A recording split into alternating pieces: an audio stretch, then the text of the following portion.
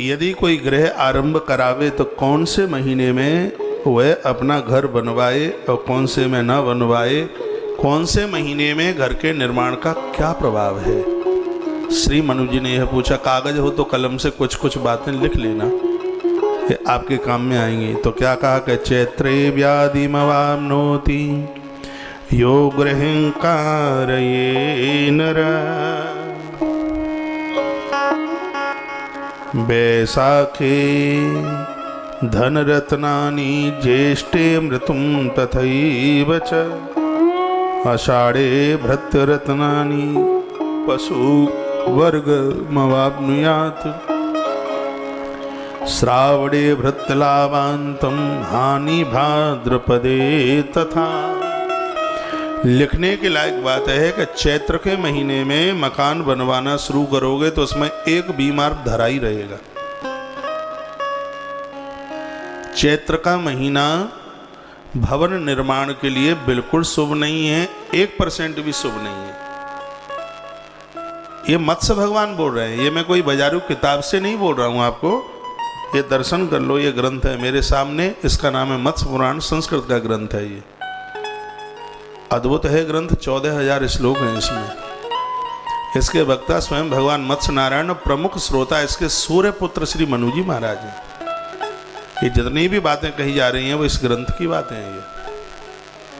इसलिए आप विश्वास नहीं करोगे तो भी मैं आपसे विश्वास करा ही लूंगा, क्योंकि मेरी व्यासपीठ की बात प्रमाणित है। इसलिए थोतली बातों में तो मैं भी विश्वास नहीं रखता। एक ग्रंथ में ये बात लिखी है, चैत्र के महीने में चैत्रे व्याधि ममाप्नोति यो गृहं कार्ये न रहा। चैत्र के महीने में कोई भी व्यक्ति गृह का, घर का काम आरंभ करता है तो वहां पर व्याधि यानी बीमारी पीछा नहीं छोड़ेगी, ये लिखा है। और आगे क्या लिख दिया, आगे लिख दिया है कि वैशाखे धेनुरत्नानि, वैशाख मास में जिन्होंने अपना भवन शुरू किया है, इस घर में जितने भी बंदे बंदियां रहेंगे उन सबको गौदान करने का पुण्य अपने जीवन में प्राप्त होता रहेगा। उनको गौ रतन की प्राप्ति, गौ यहाँ पर सतोगुण से जोड़ा गया है। वैशाख के महीने में जिन भवनों का निर्माण होगा वह इस घर में रहने वाले लोग क्रोधी नहीं होंगे, मानसिक बीमारियां नहीं होंगी उनको, उन्हें गौदान जैसे दिव्य दान करने के सौभाग्य प्राप्त होते रहेंगे। क्योंकि गाय को धन माना गया, गौ धन, गज धन, वाज धन और रतन धन खान। सबसे पहला धन तो गौ धन, गाय को धन कहा। और भगवान मत्स्य क्या कहते हैं कि वैशाखे धेनुरत्नानि, वैशाख मास में यदि भवन का निर्माण किया जावे तो वहां गौ धन की कमी नहीं आएगी, यानी सतोगुणी इंसानों की कमी नहीं आएगी। उस घर के लोग सात्विक होंगे। अब जिनके बन गए हैं वो क्या करें, इसके लिए भी उपाय बताए जाएंगे। पहले अभी ये सुन लो, बात समझ में आ रही है? थोड़ी बहुत आ रही हो तो गर्दन यूं करो, नहीं आ रही हो तो यूं करो। आ रही है, धन्यवाद। तो चैत्र में व्याधि, वैशाख में गौधन यानी बिना क्रोध करने वाले लोग उस घर में होंगे। और आगे लिखा हुआ कि ज्येष्ठम मृत्युतम तथैव च, ज्येष्ठ मास में मकान यदि बनवाना शुरू किया है तो परेशान होकर उस घर में कोई आत्महत्या भी कर सकता है, किसी की मृत्यु भी हो सकती है, उस घर को छोड़ छाड़ करके कोई बाहर भी जा सकता है। ऐसे घर में केस मुकदमे भी लग सकते हैं। इसलिए जेठ का महीना तो 1% भी शुभ है ही नहीं। ज्येष्ठ पूरे 30 दिन खाली है ही नहीं। भवन निर्माण के लिए मत्स्य देवता ने निषेध कर दिया, बाईकाट कर दिया बिल्कुल। ज्येष्ठ महीना, जेठ के महीने को वर्जित किया, चाहे वो निर्जला एकादशी हो चाहे गंगा दशहरा हो, कुछ भी हो। जेठ के महीने को मत्स्य नारायण ने अपनी डायरी से अलग कर दिया। जेठ के महीने में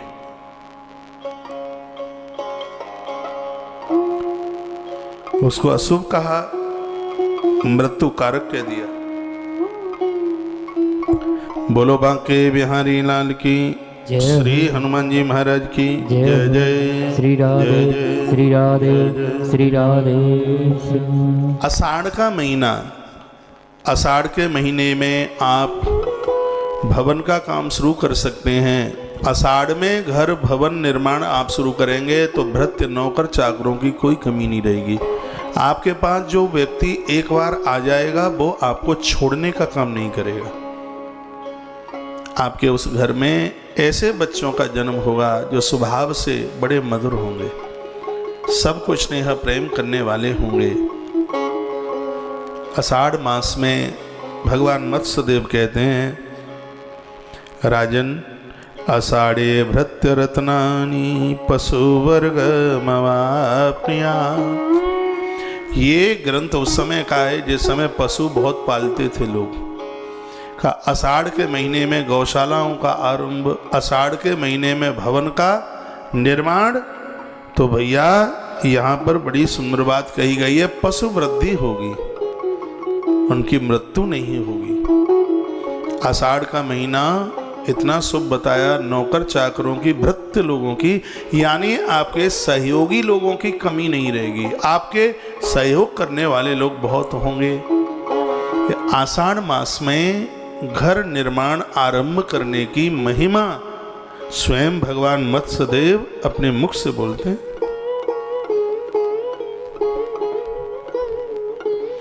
ये कथाएं कहाँ धरी हैं, नहीं मिलेगी।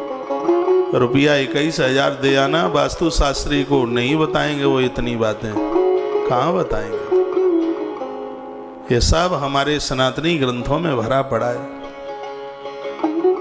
मत्स्य पुराण ने तो हल्ला बोल कथा कह दी, बड़ा आनंद आया।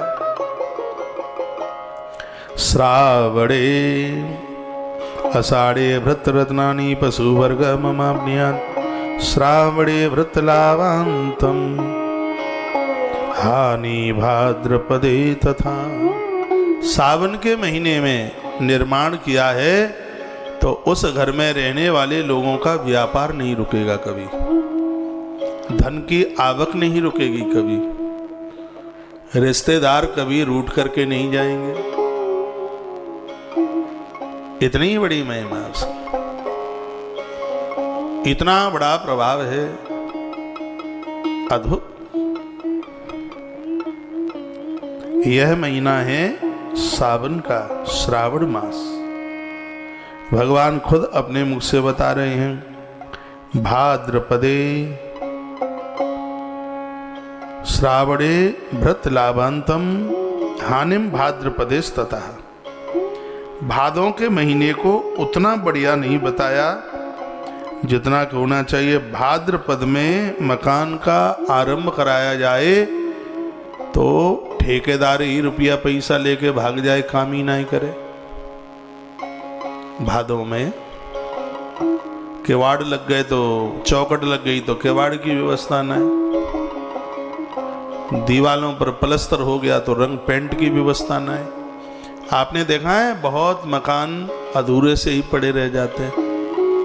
ग्रंथ ने तो इतना जोर दिया है कि जब तक चौखट ना लग जाए, खिड़कियां ना लग जाएं, तब तक उस घर में प्रवेश मत करना। बहुत घरों में महाराज साड़ी का पर्दा डाल करके ही गृह प्रवेश कर लेते हैं।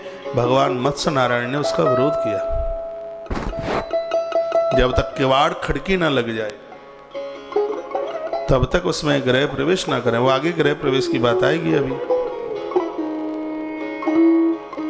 भादों के महीने में आप मकान तो शुरू कर सकते हैं, लेकिन उसमें बीच में अवरोधकता आ सकती है। वो धीरे धीरे बन पाएगा।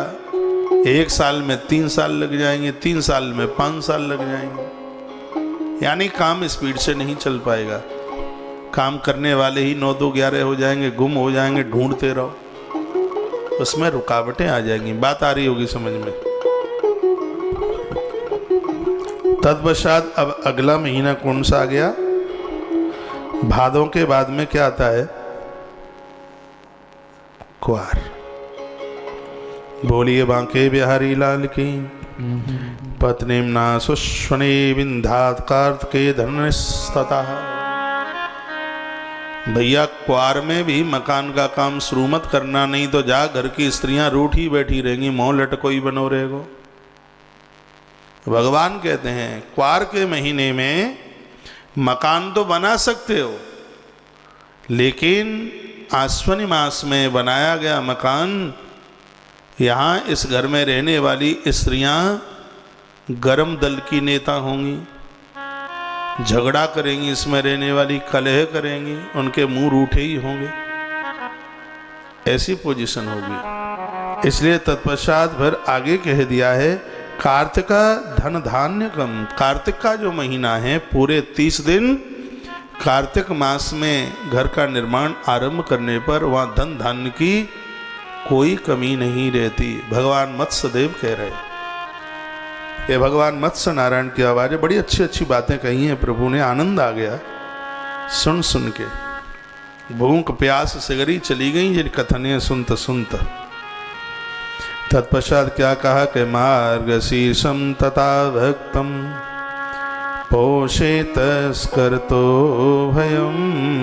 मार्गशीर्ष तथा भक्तम, भक्त कहते हैं चावल दाल रोटी।